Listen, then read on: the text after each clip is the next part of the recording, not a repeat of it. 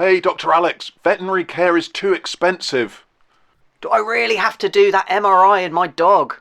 As our ability to treat our pets to a much higher standard has just increased and increased, and I've seen huge changes in the 15 years I've been a veterinarian in general practice. Unfortunately, so too has the cost of this treatment. And this is what we call the gold standard treatment. And the gold standard treatment is what we would do in an ideal world if money, resources, technology, experience, and ability played no handicap in our ability to offer that to our pets. But unfortunately, that's not the real world that we live in. And there's so many other options. It's really important to think about your treatment philosophy and to have an honest discussion with your vet about what you're able to do, both physically, financially, emotionally, and together you can formulate a plan that is perfect for your situation and your pet.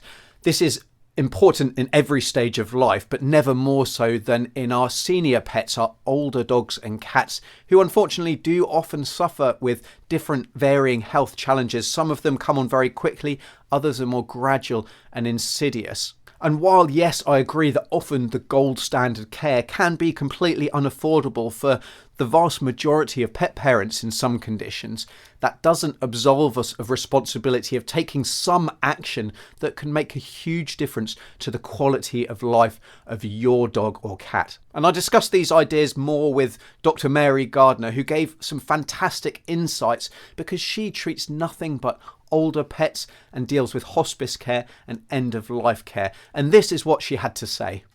With hospice, I actually don't do blood work or x-rays.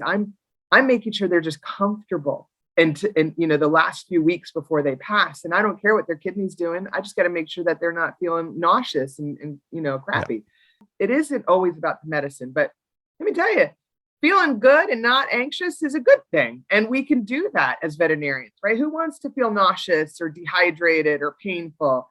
We could really help these pets out so much. We've got this gold standard medical care, which is fantastic for those that can afford it. But honestly, unless you've got insurance, that's the really tiny subset. So it's my job, I feel, to guide people through what the options are. And yes, mention those gold standards, but work with you, the pet parent, to find out something that is acceptable affordably, but also is physically possible to do. There's no point giving 20 different tablets to your cat that is going to shred you to pieces if you try and get one down them, or talk about carrying your dog up the stairs when they're a 50-kilogram Labrador. So there are 4 budgets in life, and this isn't just taking care of your pets, it's everything, right? And so the number one budget is, of course, the monetary budget. So can I afford to take care of my pet? And some medications, some treatments are expensive. I had a Doberman that had heart failure and a lot of other stuff, and it was $400 a month for his meds. Not everybody could do that. I don't have children, so he was it. And I cannot judge a family that can't afford $50 and, or whatever the comparative is. So the monetary budget's one budget, but we have to remember there are 3 other ones, and they're really important too. And that is that you have a physical budget. So can you pick up that 50-kilogram dog? Can you pick up that cat that's going to scratch your eyes out if you go near it? And because he doesn't, he's an ornery old bugger and he doesn't want you near him. And we love him. But so there's a physical aspect. Do you have stairs that you have to manage? And that's just a struggle. There's the time budget. It takes a lot of time. And for my dog, he was, like I said, he was in heart failure. And every 4 hours, he needed to be let out to go to the bathroom. And I don't have a job where I could be home every 4 hours. So now I would come home to a big pee puddle and some other stuff. And then we hit the 4th budget, which is the emotional budget. It was a lot of stress in my family. We had a lot of arguments. I wanted to continue to do stuff because not that I want pee all over my house, but because I could manage it really well. So at any time, if any one of those budgets is up for a family, then I support their decision to say goodbye. But what they need is education. And that's where, I'm a big proponent of educating them. Oh my gosh, you can't get him up the stairs. Well, let me tell you the best harness to use. Let me tell you the booties that are the best. Let me give you some tips on fecal incontinence and things that the caregivers struggle with. And we have that. We just, sometimes we're focused so much on the medicine part of stuff that we forget about talking about the diaper. I've had a couple of veterinarians that struggle with the way that I practice, right? And they're because the gold standard is to check out values. And I'm like, listen, I know this cat's in kidney failure. I know this dog's got liver issues, but I don't want him feeling crappy.